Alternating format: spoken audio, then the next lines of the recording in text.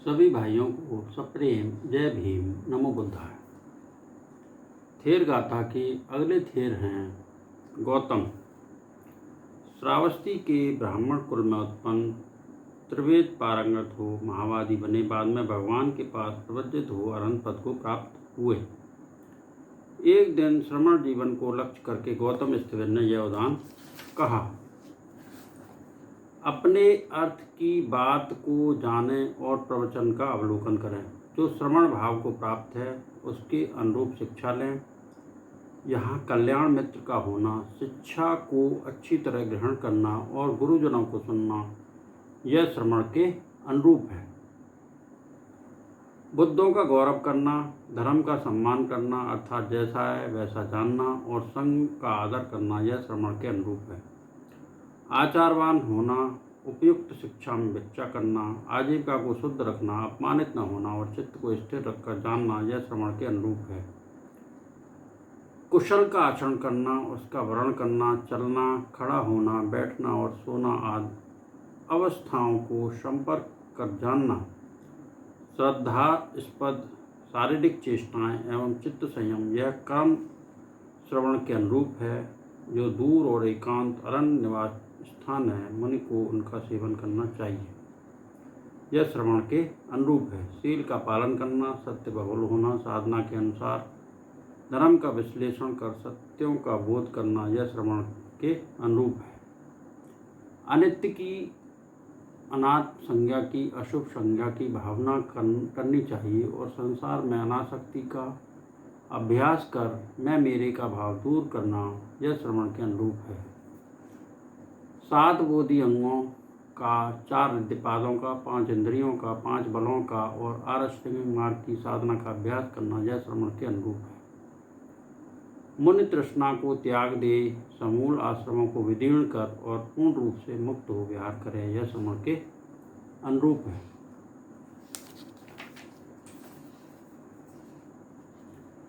11वां निपात 26वां वर्ग। इसमें अगले थेर हैं संकिच्च। राजगृह के ब्राह्मण कुल में उत्पन्न, प्रवज्जित हो, अरहंत पद को प्राप्त संकिच्च की सेवा करने वाले उपासक ने उनसे गांव के निकट रहने का अनुरोध करते हुए इस प्रकार कहा। तात, क्या उज्जुहान पक्षी की तरह वन में रहने से तुम्हें भी कोई अर्थ है? क्या तुम्हें झंझावात प्रिय हैं? ध्यानियों को एकांत में नहीं रहना चाहिए। तब वनवास का गुण गाते हुए संकिच्च ने इस प्रकार कहा। जब वर्षा ऋतु में झंझावात मेघों को उड़ा ले जाता है, तब मेरे मन में निष्कामता से युक्त विचार उठते हैं। अंडे से उत्पन्न और शमशान में घर बनाकर रहने वाले कोय ने मुझ में शरीर संबंधी वैराग्य युक्ति स्मृति सजगता उत्पन्न कर दी, जिसकी रक्षा दूसरे लोग नहीं करते और जो दूसरे लोगों की रक्षा नहीं करता, काम वासना की अपेक्षा न कर वह भिक्षु सुखपूर्वक सोता है।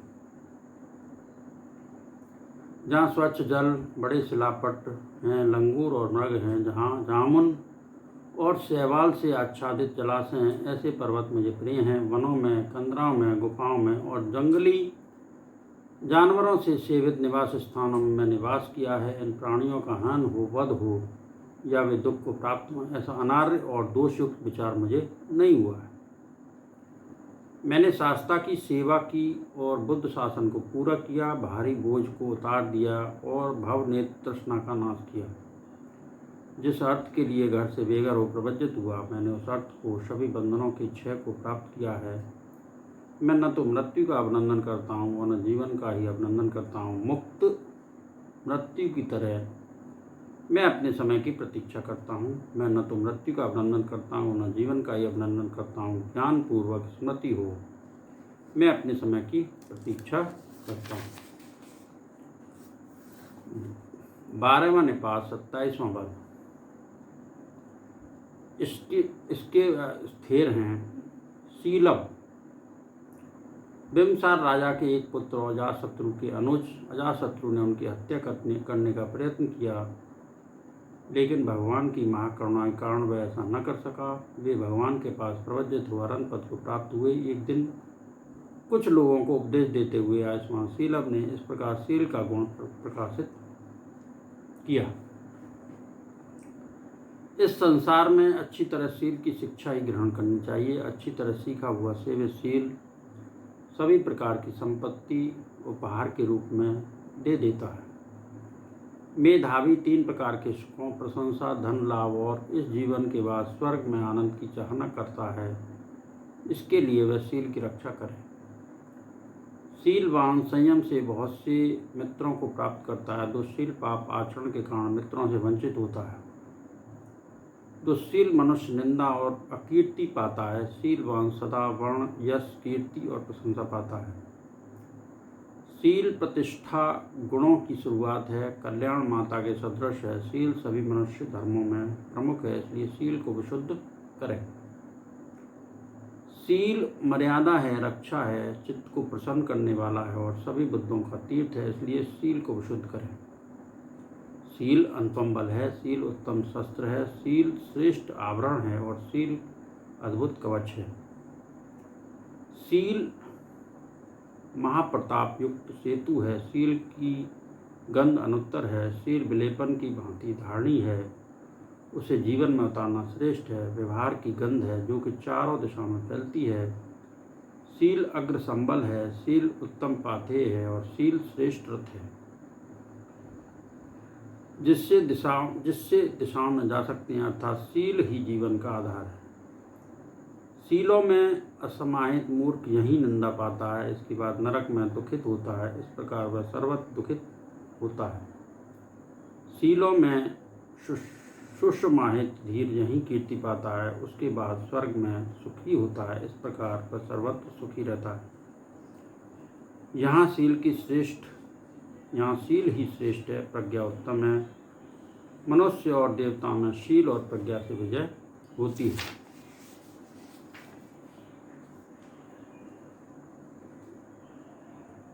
महाथेर शीलव ने शील के बारे में बहुत अच्छी तरह से समझाया। इसी कड़ी में अगले थेर हैं सुनीत। राजगृह के भंगी कुल में उत्पन्न वे भंगी का काम कर अपनी जीविका चलाते थे। एक दिन भगवान भिक्षु मंडली के साथ भिक्षा के लिए राजगृह में गए। उस समय सुनीत सड़क साफ कर रहे थे। भगवान को देखकर झाड़ू छोड़ अंजलिबद्ध हो वे एक ओर खड़े हो गए।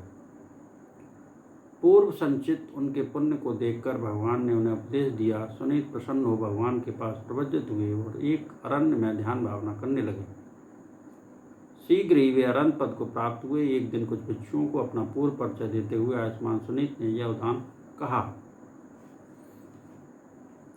मैं दरिद्र भोजनहीन नीच कुल में पैदा हुआ। मेरा कर्म हीन था। मैं पुष्प फेंकने वाला, गंध फेंकने वाला था, इसलिए मैं मनुष्यों द्वारा घृणित था। मनुष्यों द्वारा अपमानित हुआ और तिरस्कृत हुआ, क्योंकि मुझे नीच मानकर घृणास्पद दृष्टि से देखा जाता था। नम्र मन से मैंने बहुत से लोगों की वंदना की, फिर भी मुझे प्यार नहीं मिला। तब मैंने भिक्षु मंडली के साथ संबुद्ध को महावीर को मागधों के उत्तम नगर में प्रवेश करते देखा। तब मैं अपने उस मैला ढोने के साधन को एक ओर रखकर भगवान की वंदना के लिए वहां पहुंचा, जहां पुरुषोत्तम भगवान मुझ पर अनुकंपा करने के लिए खड़े थे। तब शास्ता के पादों की वंदना कर मैं एक ओर खड़ा हो गया। सभी प्राणियों में श्रेष्ठ बुद्ध से मैंने प्रवज्ञा के लिए याचना की। तब सर्वलोकानुकंपक कारुणिक शास्ता ने मुझे कहा कि भिक्षु आओ, और वही मेरी उपसंपदा हुई। मैंने अकेला तंद्रा रहे तो अरण्य में रहकर जैसा कि जिन ने मुझे उपदेश दिया वैसा ही शास्त्रा का वचन पूरा किया। रात्रि के प्रथम याम में पूर्व जन्म का स्मरण किया। रात्रि के मध्यम याम में दिव्य चक्षु विशुद्ध हुआ। रात्रि के अंतिम याम में अविद्यारूपी अंधकार राशि को विदीर्ण किया। तब रात्रि के समाप्त होते ही और सूर्य के उठते ही इंद्र और ब्रह्मा ने आकर अंजलिबद्ध हो इस प्रकार मेरी वंदना की। श्रेष्ठ पुरुष तुम्हें नमस्कार है, उत्तम पुरुष तुम्हें नमस्कार है। तुम्हारे आश्रम क्षीण हैं, श्रेष्ठ तुम दक्षिणार्थ हो। तब शास्ता ने देव मंडली से घिरे हुए मुझे देखकर जरा हंसकर इस प्रकार कहा। तब से ब्रह्मचर्य से, संयम से और दम से, इन सब गुणों से ही ब्राह्मण होता है। ये ही उत्तम ब्राह्मण के गुण होते हैं। आज मैंने जिन थेरों के उदान कहे, उनके प्रताप से सबका मंगल हो, सबका कल्याण हो, सबकी स्वस्थ मुक्ति हो, सबके दुख दूर हो। संसार के सारे प्राणी सुखी रहें, सुखी रहें, सुखी रहें। साधु साधु।